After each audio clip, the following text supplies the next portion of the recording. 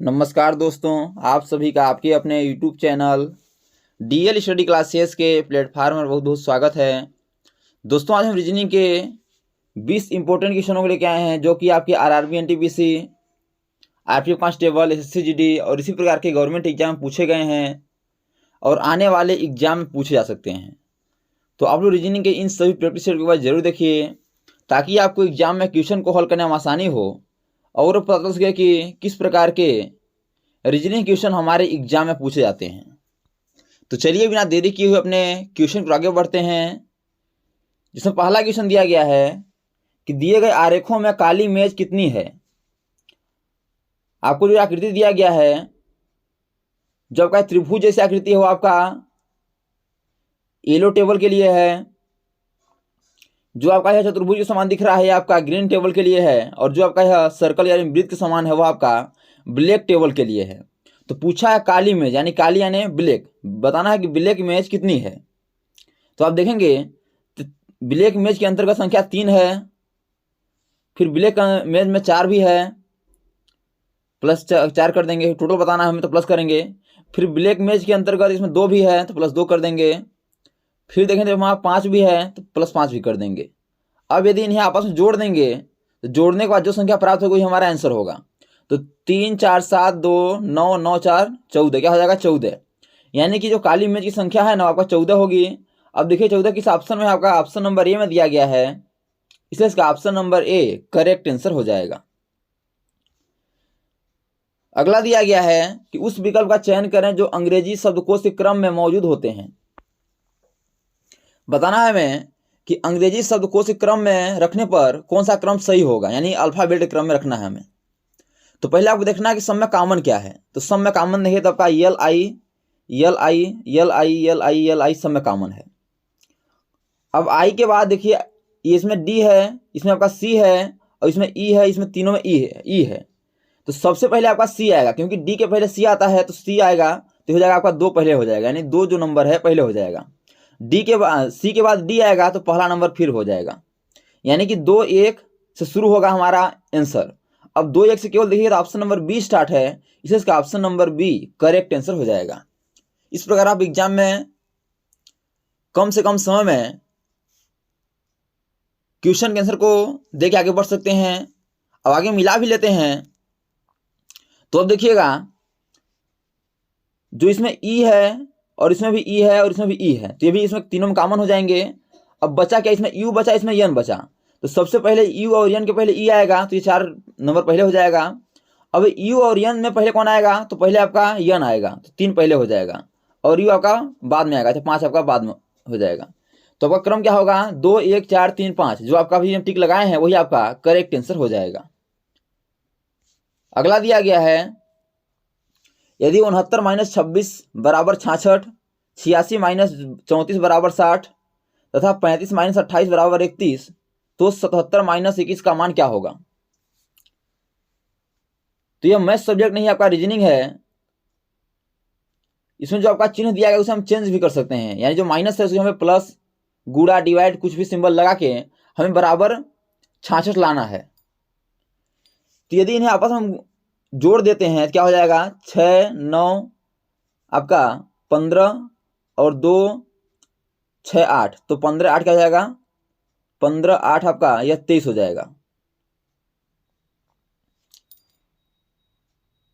15 8 आपका 23 हो जाएगा। देखिए 66 लिखा है, यहाँ 23 है, तो आपका इस प्रकार से आंसर नहीं आएगा। अब क्या करेंगे, हम इस लॉजिक से आंसर को नहीं दे सकते हैं। अब यदि हम यह जो संख्या जिसको हम जोड़े थे इन्हें आपस में गुणा करा देते हैं, यानी कि इन्हें गुणा करा देते हैं तो 6 9 54 हो जाएगा, 54 हो जाएगा, और इससे भी गुणा करा देते हैं तो 2 छक्का 12 हो जाएगा। अब यदि इसे आपस में जोड़ देते हैं तो क्या हो जाएगा, बराबर 66 हो जाएगा।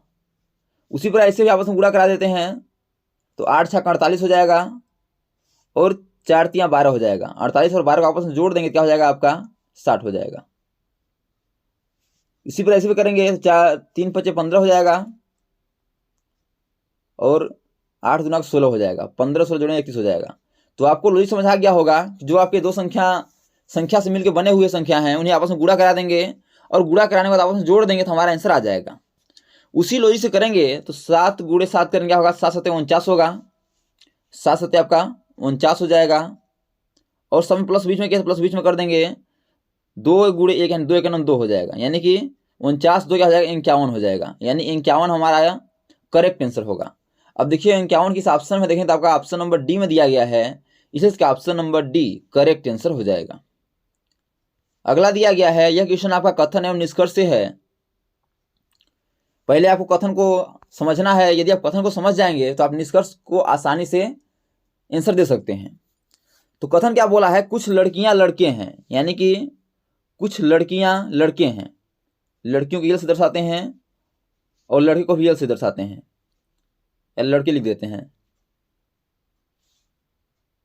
कुछ लड़कियां क्या हैं, लड़के हैं, लड़के यानी लड़कियों के भाग में कुछ आपका लड़कों का भी भाग इसमें होगा, ऐसे इस प्रकार से। यानी कुछ बोला है तो कुछ क्या करेगा, लड़कियों के वेन डायग्राम में लड़कों का वेन डायग्राम ओवरलैप करेगा। फिर बोला है कि कोई लड़का आलसी नहीं है, यानी कि जो लड़का है ना कोई आलसी नहीं है, आलसी को कैसे दर्शाते हैं, यानी कि लड़का और आलसी का कोई संबंध नहीं है, यह आपका अलग हो जाएगा। अब देखिए निष्कर्ष क्या बोला है, आप वेन डायग्राम तो बना चुके हैं, अब निष्कर्ष पढ़ते हैं। कुछ लड़कियां आलसी हैं, तो लड़कियां और आलसी आपस में कोई संबंध नहीं है, क्योंकि लड़कियां अलग हैं आलसी अलग है, तो आपका यह गलत हो जाएगा। फिर देखिएगा कुछ लड़कियां आलसी नहीं हैं, तो कुछ लड़कियां आलसी हैं या नहीं है ये पता नहीं है, क्योंकि इसका कोई आपस में संबंध ही नहीं है। यदि आपस में संबंध रहता था तो हम बता सकते थे कि आलसी है या नहीं है, इनके आपस में कोई संबंध ही नहीं है, इसलिए ये भी आपका गलत हो जाएगा। अब देखिए इसका आंसर किस में दिया गया है, तो इसका दोनों निष्कर्ष गलत हैं, तो ये आपका आंसर हो जाएगा या तो निष्कर्ष एक है या 2 पालन करता है, केवल निष्कर्ष 1 पालन करता है, केवल निष्कर्ष 2 पालन करता है, कि निष्कर्ष 1 और 2 दोनों पालन करते हैं। तो इसमें आपका आंसर हो जाएगा ए, लेकिन यहाँ कहीं कहीं दिया रहता है कि निष्कर्ष 1 और 2 दोनों पालन नहीं करते हैं, तो भी आपका आंसर हो जाएगा। इसलिए इसका ऑप्शन नंबर जो ये है यही आपका करेक्ट आंसर हो जाएगा।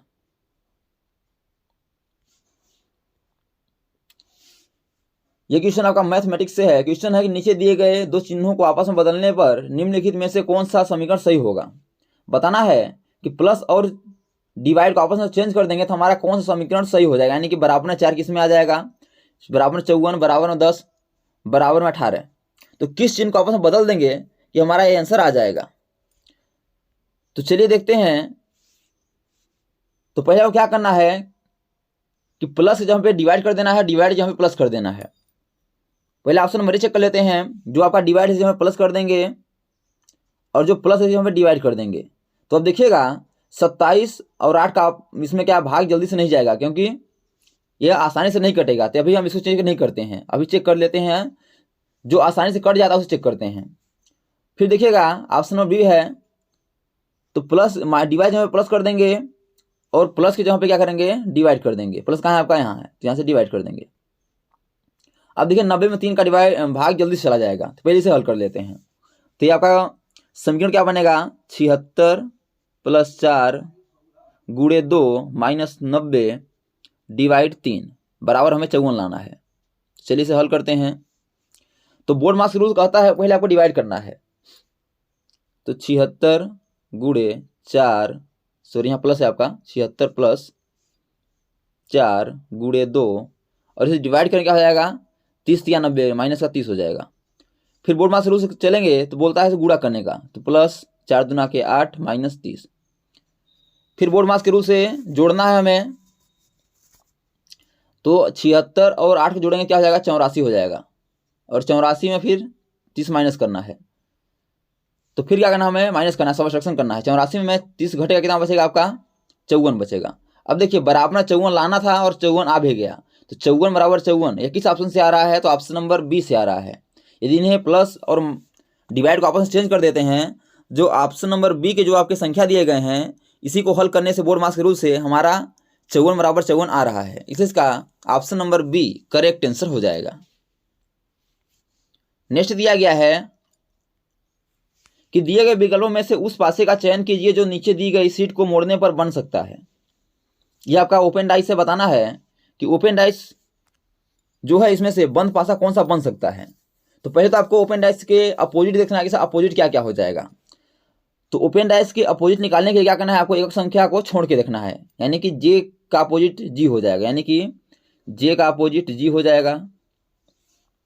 और एफ का अपोजिट एच हो जाएगा, एफ का अपोजिट क्या हो जाएगा, तो एच हो जाएगा। और ई और टी आई जो बचे हैं आपस में अपोजिट हो जाएंगे, ई और आई ये क्या होंगे, आपस में अपोजिट हो जाएंगे। अब आप ध्यान से देखिएगा, यदि यहाँ पास से मोड़ के बना देंगे तो जो आपका जी और जे है इसमें से कोई एक ही दिखेगा, या तो जे दिखेगा या तो जी दिखेगा। उसी प्रकार या तो एफ दिखेगा या तो एच दिखेगा, या तो ई दिखेगा या तो आई दिखेगा। एक ही पासे में दोनों नहीं दिखना चाहिए। तो चलिए देखते हैं कि किस पासे में केवल एक ही दिख रहा है। तो ऑप्शन नंबर ए देखते हैं, ई और एफ और एच देखिएगा, तो एच और एफ दोनों यहाँ मिल रहे हैं, तो आपका यह ऑप्शन नंबर ए गलत हो जाएगा क्योंकि एक ही दिखना चाहिए।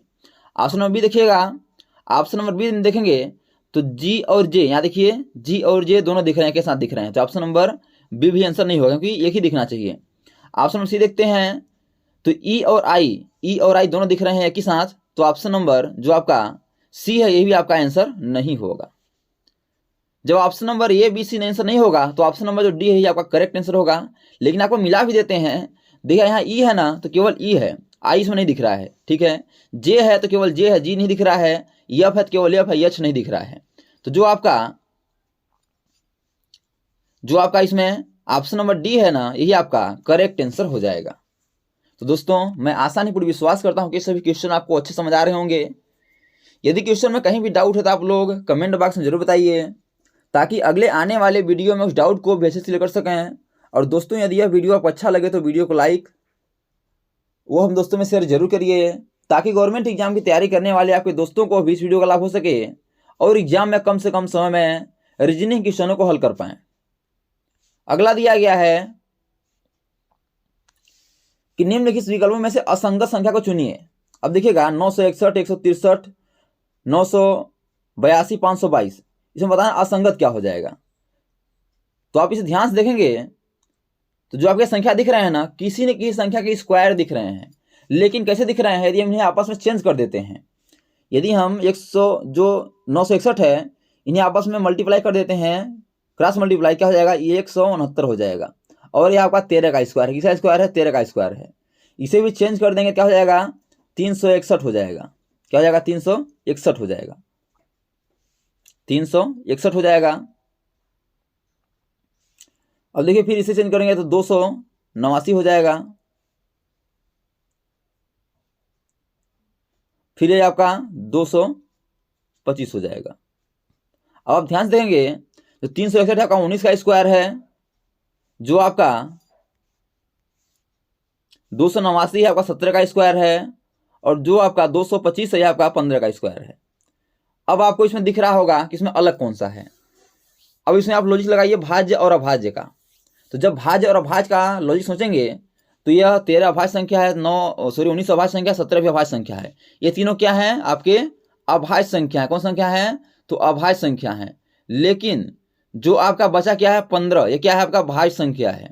तो 3 अभाज्य संख्या, एक भाज्य संख्या, तो अलग कौन हुआ, अलग आपका ऑप्शन नंबर डी हुआ, यानी कि 522 ये क्या है, आपका इन तीनों से अलग है। इसे इसका ऑप्शन नंबर जो डी है ये आपका करेक्ट आंसर हो जाएगा। अगला दिया गया है क्वेश्चन आपका वेन डायग्राम से है कि उस वेन आरेख का चयन करें जो दिए गए विकल्पों के बीच के संबंध को दर्शाता है। यमुना नदी और नर्मदा, इनके बीच में वेन डायग्राम बताना है। तो सबसे पहले समझना है कि यमुना और नदी आपस में क्या संबंध है। तो जितने भी यमुना है ना वो नदी के अंतर्गत आती हैं, और जितने भी नर्मदा है अभी नदी के अंतर्गत ही आती हैं। तो सब में कॉमन हो जाएगा नदी, और बड़ी सी नदी बना लेंगे, नदी का वेन डायग्राम बनाएंगे, और उसमें आपका यमुना हो जाएगा। और यमुना और नर्मदा का आपस में कोई संबंध नहीं है, क्या है, आपस में अलग अलग हैं। तो इसमें ये आपकी यमुना हो गई और ये आपका नर्मदा हो जाएंगे, और इस प्रकार का वेन डायग्राम बनेगा। अब देखिए इस प्रकार का ऑप्शन बना हुआ, तो आपका ऑप्शन नंबर डी में है, इसे इसका option number D correct answer हो जाएगा। अगला दिया गया है कि नीचे दिए गए विकल्पों में से संबंधित अक्षर युग्म का चयन कीजिए। बताना है जिस प्रकार LEFT का संबंध QOKY से है, उसी प्रकार STAG का संबंध किससे हो जाएगा। यह क्वेश्चन आपका कोडिंग डिकोडिंग से है। तो आप देखेंगे तो L आता है 12 पे, Q आता है आपका 17 पे, यानी 12 17 हुआ, प्लस का 5 हुआ है। उसी प्रकार E आता है 5 पे, O आता है 15 पे, यहाँ प्लस का 10 हुआ है, प्लस का 10 हुआ है। EF आता है आपका 7 पे देखिएगा, यह आता है 6 पे, के आता है 11 पे, यहाँ प्लस का 5 हुआ है।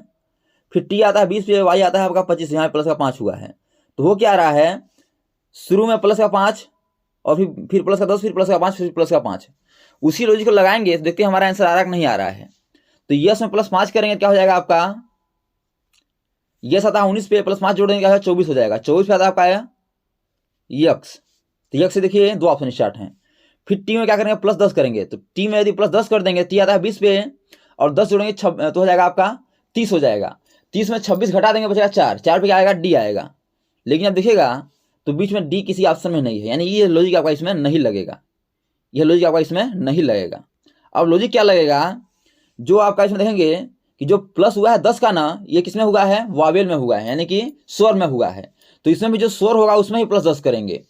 जो आपका व्यंजन होगा उसमें आपका प्लस का 5 ही रहेगा। तो आपका देखिएगा यस है आपका व्यंजन, तो प्लस 5 हो जाएगा, तो आपका यक्स हो जाएगा। टी आपका व्यंजन है, यहाँ पे प्लस का 5 होगा, तो अब क्या हो जाएगा, वाई हो जाएगा। यानी कि टी वाई से हमारा स्टार्ट होगा। देखिए टी वाई से केवल 2 ऑप्शन स्टार्ट हैं, तो ऑप्शन नंबर सी और डी आंसर नहीं होगा। फिर देखिएगा ये देखिए, ये क्या है आपका, सॉरी ये है आपका स्वर है। तो स्वर में प्लस 10 किए हैं, तो यहाँ पे प्लस 10 कर देंगे। तो प्लस 10 करेंगे तो 10 और आपका 1 क्या हो जाएगा, 11, 11 पे क्या आता है, यानी कि यक्स वाई के हमारा आंसर होगा। और आप में यक्स वाई इसमें यफ दिया है, तो ऑप्शन नंबर बी आंसर नहीं हो सकता, केवल ऑप्शन नंबर ए ही आंसर होगा। अब आगे भी मिला लेते हैं। तो जी है आपका व्यंजन, जी आता है आपका 7 पे, प्लस 5 जोड़ेंगे क्या हो जाएगा, यल हो जाएगा, और यल आपका दिया गया है। तो यक्स वाई के एल हमारा आंसर होगा, और ये आपका ऑप्शन नंबर ए में है, इसे इसका option number A correct answer हो जाएगा। तो इसमें लॉजिक क्या लगा हुआ था, इसमें लॉजिक था कि व्यंजन में प्लस 5 करना था और स्वर में प्लस का 10 करना था। अगला दिया गया है कि निम्नलिखित श्रृंखला में प्रश्न चिन्ह के स्थान पर कौन सा अक्षर आएगा। आपको श्रृंखला दिया गया है और बताना है कि श्रृंखला में जो प्रश्न चिन्ह है इसके स्थान पर कौन सा अक्षर आएगा। तो आप देखेंगे तो ई आता है 5 पे, भी आता है 22 पे, यस आता है 8 पे, यस आता है 19 पे। यदि इनके बीच अंतर देखते हैं तो 5 से 22 हुआ है, प्लस का 17 हुआ है। फिर 22 से 8 हुआ है, प्लस आपका 14 हुआ है, तो 17 14। फिर देखिएगा फिर यहाँ प्लस का, यहाँ देखिए 19 हो गया है, तो प्लस यहाँ 11 हुआ है। जिसमें कोई आपको लॉजिक समझ नहीं आ रहा है। जब इस प्रकार से कोई लॉजिक समझना है, क्या करना है आपको, एकक संख्या का अंतर देख के हल करना है। यानी कि ई के बाद कहाँ जाना है, भी पे जाना है। तो ई आता है 5 पे, भी आता है आपका 8 पे, यानी प्लस का 3 हुआ है। फिर देखिएगा एक अक्षर और छोड़ देंगे तो के हो जाएगा, के आता है 11 पे, 8 से 11 हुआ है, यहाँ पे प्लस का 3 हुआ है। फिर देखिएगा के से यन, यन आता है आपका 14 पे, तो के आता है 11 पे, यन आता है 14 पे, यहाँ पे प्लस का 3 हुआ है। तो हो क्या रहा है, प्लस का 3 हो रहा है, तो आगे भी प्लस 3 होगा। जब 14 में प्लस 3 करने का 17 होगा, और 17 पे क्या आता है, क्यू आता है।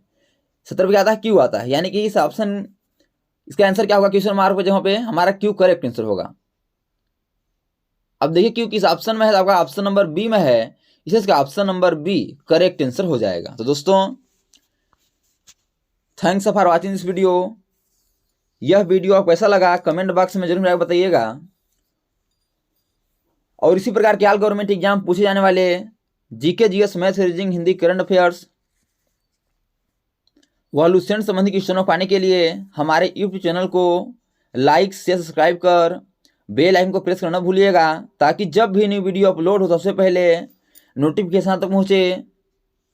तो आज तक के लिए इतना ही, मिलते हैं नेक्स्ट वीडियो में, तब तक के लिए जय हिंद, वंदे मातरम।